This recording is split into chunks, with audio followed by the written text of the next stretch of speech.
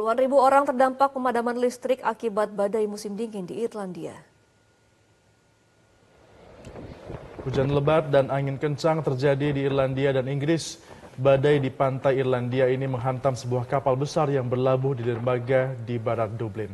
Sementara itu, kencangnya angin membuat sebuah tas berpindah dengan sendirinya di Bandara Edinburgh di Skotlandia. Layanan cuaca setempat mengeluarkan peringatan angin kencang untuk seluruh wilayah di Inggris.